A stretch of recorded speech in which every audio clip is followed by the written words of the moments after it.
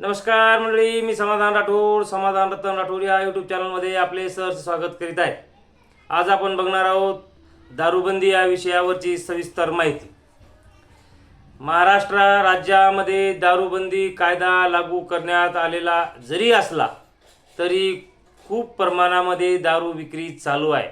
विना परवानगी दारू विक्रेते खूप महाराष्ट्रामध्ये सक्रिय आहेत.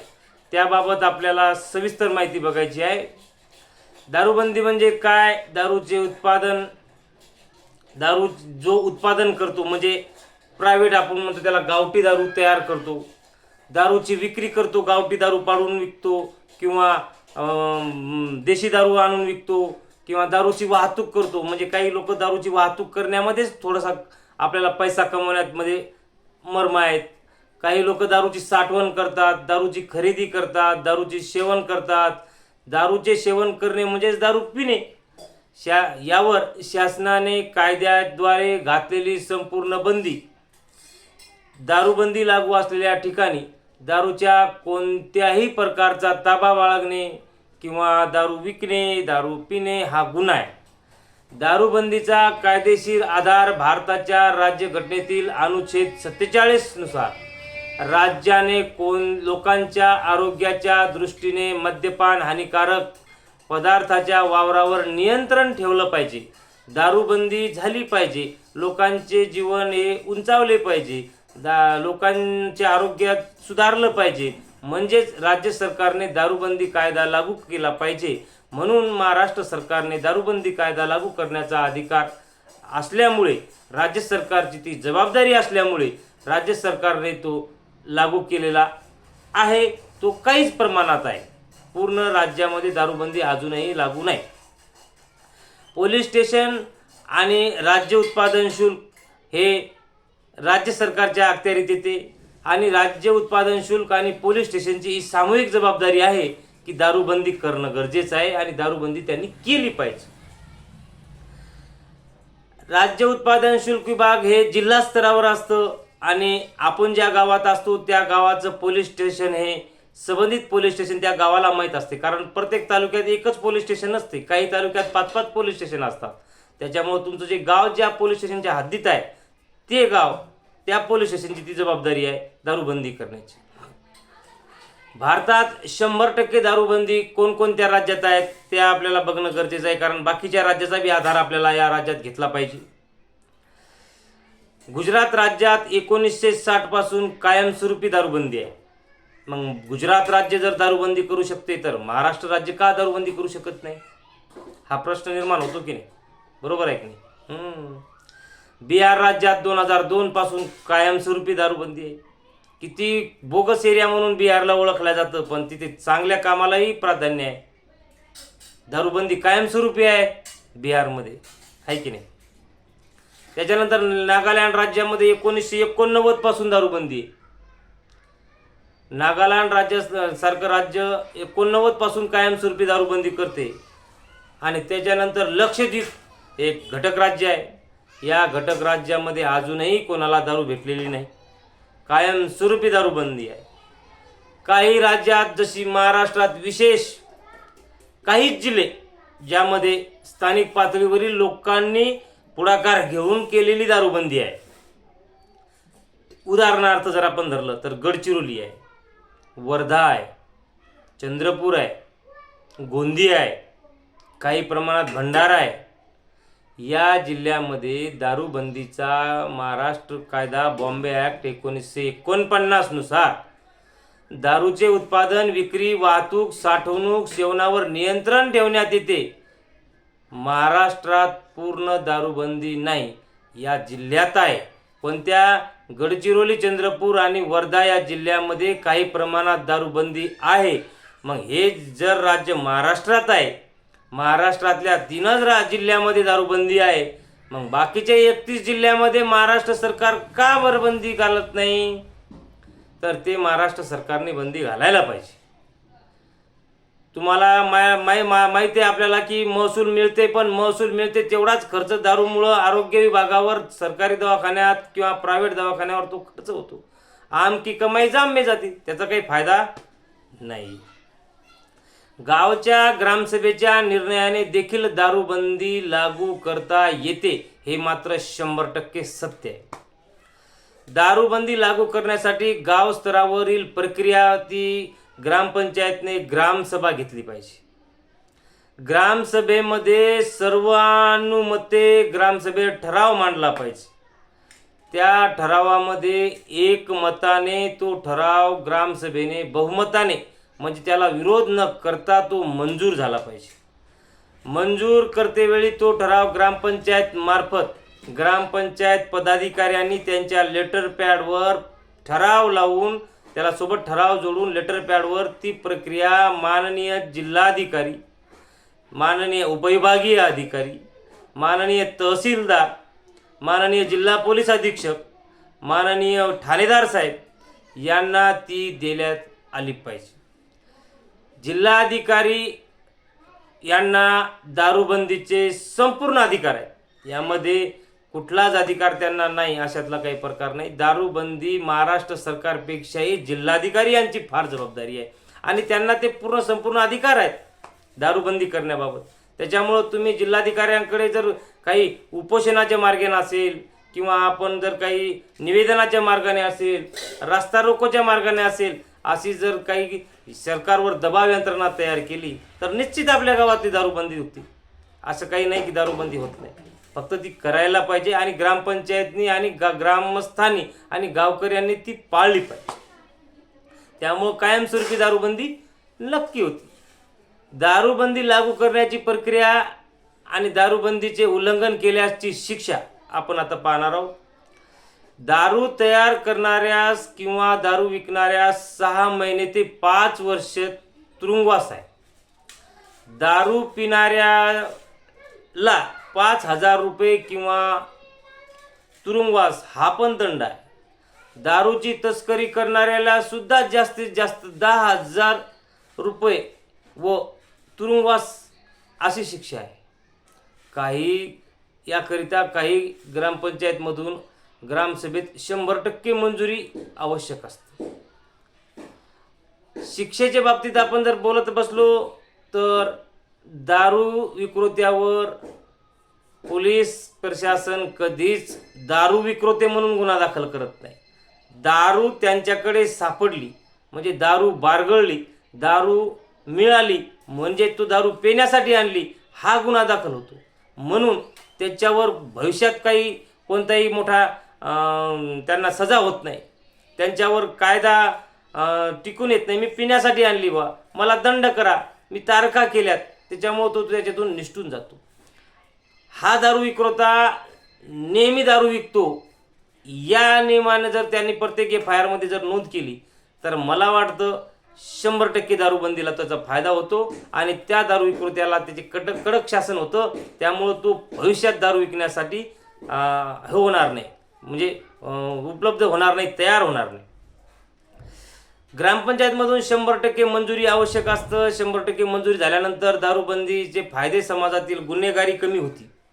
दारूबंदीचे काय फायदे आहेत तर समाजातील गुन्हेगारी बंद होती. जी दारूमुळे जास्त आपण गुन्हेगारी करतो. दारूबंदीमुळे कुटुंबाचे आर्थिक नुकसान होत नाही, ते कमी होतं. दारूबंदीमुळे अनेक फायदे आहेत. आरोग्य सुधारतं, आरोग्याची तंदुरुस्ती वाढते. दारूबंदीचे फायदे आहेत, अपघात होत नाही. एखादा माणूस नौजवान मुलगा जर जात असेल तर त्याच्या घरावर किती दुःख आहे, ते दुःख होत नाही. कौटुंबिक हिंसा होत नाही, नुकसान होत नाही, आर्थिक नुकसान होत नाही. दारूबंदीचे खूप मोठे फायदे आहेत. सामाजिक व घरातील वातावरण किंवा गावातील वातावरण हे शुद्ध राहतं. याच्यामध्ये अशुद्धता काही येत नाही. दारूबंदीतील खूप मोठ्या अडचणी आहेत, त्या अडचणीचा सामना आपल्याला पण करावा लागतो. बेकायदेशीर दारू विक्रीचे भूत सध्या महाराष्ट्रात वाढलेलं आहे. बेकायदेशीर दारू विक्रीचं भूत महाराष्ट्रात वाढलेलं आहे. उठसूट कोणी बी दारू आणतं विकतं. 50 रुपये क्वार्टर, 10 रुपये, 20 रुपये प्रत्येकाला मिळाले, त्याच्यात ते थेंबे थेंबे तळे साचे आणि खूप मोठं होऊन जातं. लोकांचा तळतळाट त्या दारू विक्रेत्याच्या पाठीमागे जरी असला तरी त्याला ते म्हणजे तात्पुरतं सुख त्याच्यात दिसतं. त्याच्यामुळं तो फार वेगानं सगळ्यांचं त्याला पाठबळ असतं. काही मंडळींचं त्यांना सहकार्य असतं, त्याच्या हिशोबाने तो आपला दारू विक्रेतापणा करतो, तर ते चूक आहे. बेकायदेशीर दारूचं जे भूत आहे ते महसूल कमी होतो, हे भूत आपल्या डोक्यात आहे. सरकारच्या यंत्रणेत ते सरकारने कमी केलं पाहिजे आणि त्याच्यासाठी आपण बी तक्रारी दाखल केल्या पाहिजे. पोलीस प्रशासनावर ताण वाढतो, अजिबात ताण वाढत नाही पोलिसांना. दारूबंदीमुळे तर कोणी बेवडेच होणार नाही, भांडणंच होणार नाही, झगडेच होणार नाही, तर पोलिसावर तर ताण ऑलरेडी कमी होणार आहे. पण आपण त्याच्याकडे दुर्लक्ष करतो. पोलीस प्रशासनाला सुद्धा विनंती आहे की आपण दारूकडे दुर्लक्ष करू नये, त्यांना तातडीने बंद करता आली पाहिजे. प्रत्येक गावात दारूबंदी झाली पाहिजे, याच्याकडे आपण लक्ष दिलं पाहिजे, हे गरजेचं आहे. काही वेळा राजकीय हस्तक्षेप होतो. एखादा नेता असेल, एखादा आमदार असेल, खासदार असेल, जिल्हा परिषद सदस्य असेल, पंचायत समिती सदस्य असेल, सभापती असेल, ग्रामपंचायत सरपंच असेल किंवा इतर पदाधिकारी कोणी असेल, काय आपल्याला कोणाहून काही घेणदेण नाही.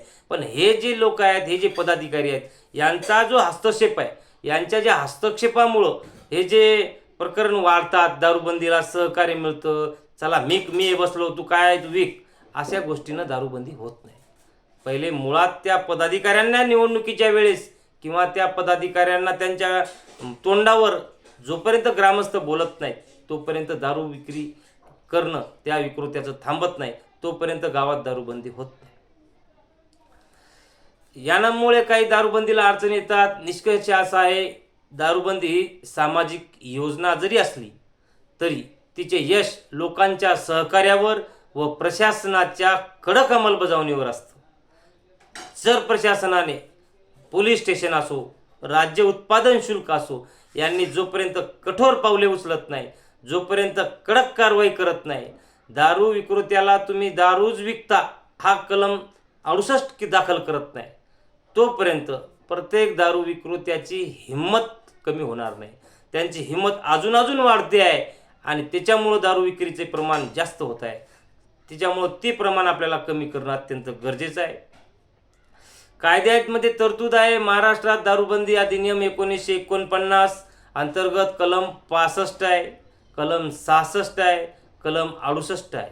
ह्या अंतर्गत कोणत्याही व्यक्ती सरकारकडून परवाना किंवा परवानगी न घेता किंवा विना परवानगी किंवा बेकायदेशीर दारू तयार करणे किंवा दारू तयार करतो किंवा विकतो म्हणजे विकणे, सोबत बाळगतो किंवा जवळ ठेवतो किंवा वाहनामध्ये वाहतूक करतो किंवा घेऊन जातो, पार्सल देतो आणि विक्री करण्यासाठी घरात ठेवतो, अशा व्यक्तीवर दारूबंदीबाबत कायदेशीर गुन्हा आहे. आणि तो गुन्हा त्यांच्यावर होत का नाही, तर आपण त्याच्यावर पाठपुरावा करत नाही. पोलीस प्रशासन FIR फाडतं, त्यांना कोर्टात हजर करून टाकतं, समजपत्रावर सोडून देतं आणि त्याच्यावर साक्षीदार पुरावा साक्षीदार पंचनामा ह्या गोष्टी होत नाही. जे साक्षीदार असतात ते त्यांच्याच जवळचे असतात, त्याच्यामुळे ते आमच्यासमोर साक्षी झालीच नाही, पंचनामा झालीच नाही असं ते पुरावा दिला म्हणजे त्या दारू विक्रेत्याला ते सोडून देतात. तर असं करता कामा नये. गावातील प्रत्येकाने त्यांच्यावर गुन्हा दाखल झाला, त्याच्यावर पंचनामा झाला पाहिजे, कडक शब्दात त्याच्यावर सगळ्या गोष्टी झाल्या पाहिजे, पोलिसांनी त्यांना सहकार्य केलं पाहिजे, त्यावेळेसच 100% दारूबंदी नक्की होणार. पहिला गुन्हा घडला 6 महिन्याचा कारावास आहे, 5,000 रुपये दंड आहे आणि त्याबाबत दारूबंदीबाबतचा तो दुसरा जर गुन्हा घडला तर त्याला 3 वर्षाचा तुरुंगवास आणि 50,000 रुपये दंड आहे. पहिला गुन्हा घडला, दुसरा गुन्हा घडला, काही विक्रेत्यावर महाराष्ट्रामध्ये 20 गुन्हे घडतात तरीही तो दारू विक्रेत्याची हिंमत किती वाढत असेल, तर त्याची हिंमत वाढली नाही पाहिजे.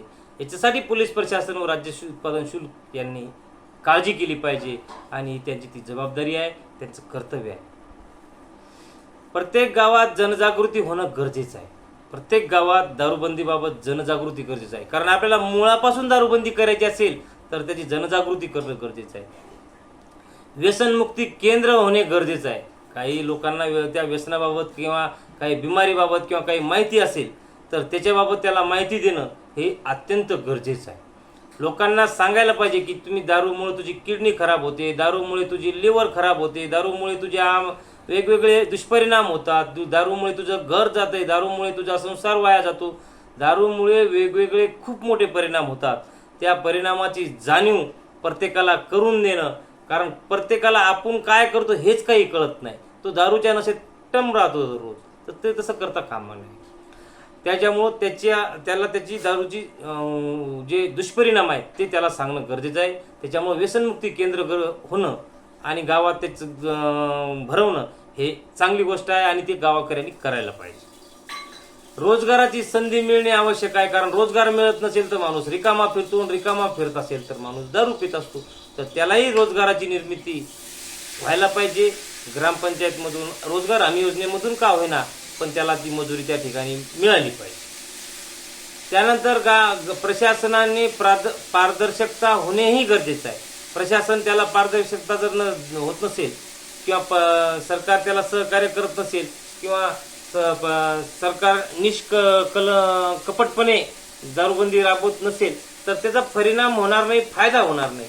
बरोबर आहे की नाही? त्याच्यानंतर काही डॉक्टरांना बोलवलं पाहिजे, पोलीस कर्मचारी किंवा पोलीस अधिकारी यांना बोलवून गावातल्या लोकांना, दारू पिणाऱ्यांना एकत्र करून त्यांना मार्गदर्शनही करणं गरजेचं आहे. त्यांना मार्गदर्शन करणं गरजेचं आहे. महिला बचत गटाच्या माध्यमातून प्रचार प्रसिद्धी करणं सुद्धा तेवढंच गरजेचं आहे. त्याच्यानंतर शाळा, महाविद्यालय दारूबंदीबाबत प्रचार प्रसिद्धी करणं हेही तेवढंच गरज आहे. आणि पोस्टर, बॅनर किंवा प्रचार प्रसिद्धी करणं किंवा गावात लाऊडस्पीकरनं प्रचार प्रसिद्धी करणं हेही तेवढंच गरजेचं आहे. त्याच्यानंतर दारूचे दुष्परिणामाबाबत माणसापर्यंत त्यांच्या मनात रुजेल अशी प्रसिद्धी करणं किंवा त्यांना पटेल या भाषेत माहिती सांगणं हे तेवढं गरजेचं आहे. पोलीस प्रशासन मनातून लक्ष देत नाही. दारू विकणाऱ्यावर पहिले गुन्हे दाखल आहेत हे प्रत्येक गुन्ह्यात लिहिले पाहिजे, प्रत्येक गुन्ह्यात त्याची माहिती दिली पाहिजे. दारू बाळगणे गुन्हा दाखल न करता विनापरवाना दारू विक्री करतो हा गुन्हा दाखल केला पाहिजे. मग बेकायदेशीर दारू विक्री बंद मात्र नक्की होणार आहे. नमस्कार, धन्यवाद. भेटूया पुढील भागात.